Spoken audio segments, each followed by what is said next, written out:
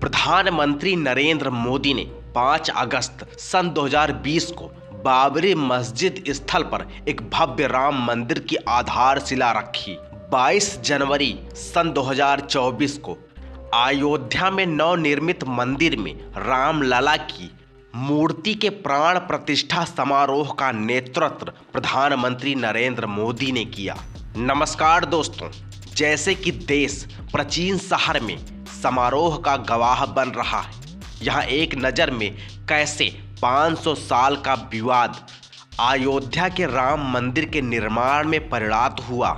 लगभग 400 खंभे, 44 दरवाजे और भगवान राम की एक बिल्कुल नई मूर्ति। अयोध्या में भव्य मंदिर का आज प्रधानमंत्री नरेंद्र मोदी के आधिकारिक तौर पर उद्घाटन किया गया, जिसमें सैकड़ों धार्मिक हस्तियां, राजनेता और बॉलीवुड हस्तियां उपस्थित थी। जैसे कि देश प्राचीन शहर में समारोह का गवाह बन रहा है, यहाँ एक नज़र में कैसे 500 साल का विवाद। दोस्तों, राम मंदिर आंदोलन की शुरुआत सन 1528 में मुगल बादशाह बाबर के सेनापति मीर बांकी द्वारा बाबरी मस्जिद के निर्माण से हुई। ये मस्जिद हिंदू मंदिर के खंडहरों पर बनाई गई थी।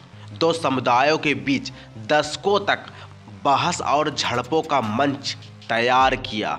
दोस्तों, लेखक और भारतीय जनता पार्टी के पूर्व राज्यसभा सांसद बलबीर पुंज ने अपनी पुस्तक tourist with Ayodhya decolonisation of India में लिखा कि मराठों ने अयोध्या, काशी और मथुरा पर नियंत्रण की मांग की, जिससे प्रभावी रूप से कई के लिए मंच तैयार हुआ।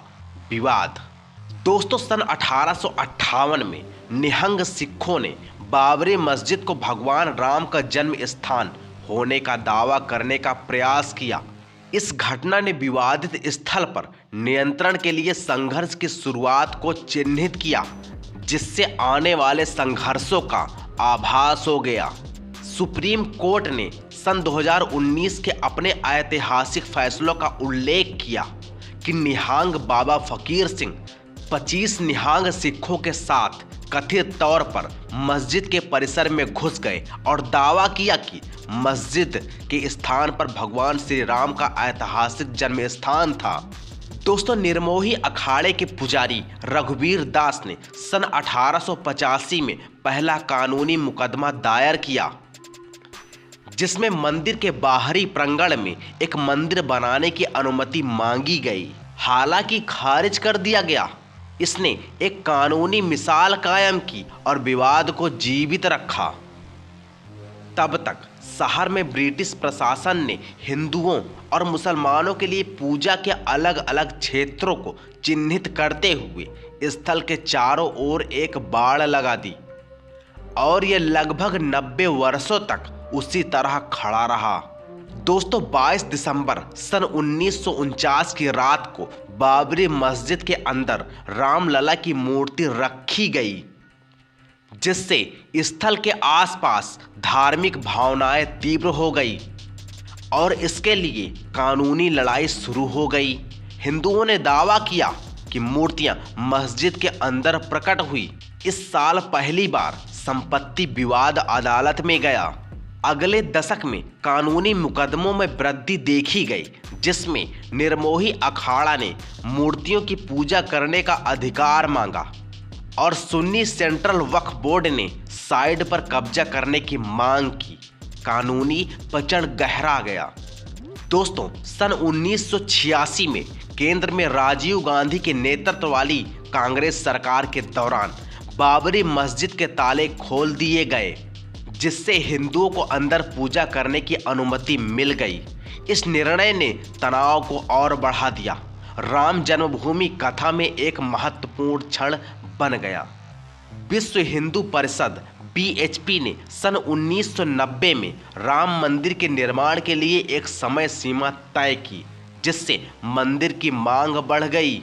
इस अवधि में भारतीय जनता पार्टी के दिग्गज नेता लाल कृष्ण आडवाणी की रथ यात्रा की शुरुआत भी देखी गई। राजनीतिक नेताओं के रूप में एक भूकंपिक बदलाव आया। विशेष रूप से बीएचपी और भारतीय जनता पार्टी से राम जन्मभूमि की मुक्ति के लिए एक समर्थन जुटाया।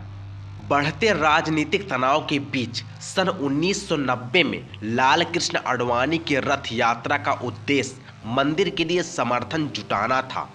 मस्जिद को ध्वस्त करने के असफल प्रयासों के बावजूद यह आंदोलन एक महत्वपूर्ण मोड़ था। सुप्रीम कोर्ट के आश्वासन के बावजूद हिंदू कार्यकर्ताओं द्वारा मस्जिद को ढहा दिया गया। उस प्रलयकारी घटना और उसके बाद हुए दंगों ने भारतीय राजनीति को हमेशा के लिए बदल दिया। बाबरी मस्जिद के विध्वंस के बाद पूरे भारत में सांप्रदायिक दंगे भड़क उठे, जिसके परिणाम स्वरूप जान माल का नुकसान हुआ। बीपी नरसिम्हा राव के नेतृत्व वाली केंद्र सरकार द्वारा विवादित क्षेत्रों के अधिग्रहण को डॉक्टर इस्माइल फारूकी ने चुनौती दी, जिसके बाद सन 1994 में सुप्रीम कोर्ट ने फैसला सुनाया। फैसले ने अधिग्रहण को बरकरार रखा, जिससे मामले में राज्य की भागीदारी और मजबूत हो गई। इलाहाबाद उच्च न्यायालय ने सन 2002 में मामले की सुनवाई शुरू की और भारतीय पुरातत्व सर्वेक्षण ASI ने मस्जिद के नीचे एक हिंदू मंदिर के सबूत का दावा करते हुए खुदाई की। 16 वर्षों में 399 बैठकों के बाद लिब्रहन आयोग ने अपनी रिपोर्ट प्रस्तुत की, जिसमें बाबरी मस्जिद विध्वंस के जटिल विवरणों का खुलासा किया गया और प्रमुख नेताओं को शामिल किया गया। लिब्रहन आयोग ने अपनी जांच शुरू करने के लगभग 17 साल बाद सन 2009 को अपनी रिपोर्ट सौंपी, जिसमें लाल कृष्ण आडवाणी, अटल बिहारी वाजपेयी और अन्य भारतीय जनता पार्टी के नेताओं का नाम शामिल था। इलाहाबाद के उच्च न्यायालय के सन 2010 के फैसले में भूमि को हिंदुओं, मुसलमानों और निर्मोही अखाड़े के बीच विभाजित करके विवाद को सुलझाने का प्रयास किया गया। हालांकि निर्णय को अपील और आगे की कानूनी चुनौतियों का सामना करना पड़ा। दोस्तों, सन 2019 में एक ऐतिहासिक फैसले में सुप्रीम कोर्ट ने राम मंदिर के निर्माण की पूरी विवादित भूमि हिंदुओं को दे दी और मस्जिद के निर्माण के लिए एक दूसरी भूमि दे दिया गया। दोस्तों, प्रधानमंत्री नरेंद्र मोदी ने 5 अगस्त सन 2020 को बाबरी मस्जिद पर एक भव्य राम मंदिर की आधारशिला रखी। भूमि पूजन और श्री राम जन्मभूमि तीर्थ क्षेत्र ट्रस्ट के गठन ने राम मंदिर के निर्माण का मार्ग प्रशस्त कर दिया, जिससे एक लंबी कानूनी गाथा का अंत होने का आभास हुआ। दोस्तों, प्रधानमंत्री नरेंद्र मोदी ने 22 जनवरी सन 2024 को अयोध्या में नवनिर्मित मंदिर में रामलला की मूर्ति के प्राण प्रतिष्ठा समारोह का नेतृत्व किया। दोस्तों, सभी को जय श्री राम। चैनल को सब्सक्राइब कर दो, वीडियो को ज़्यादा से ज़्यादा शेयर करो।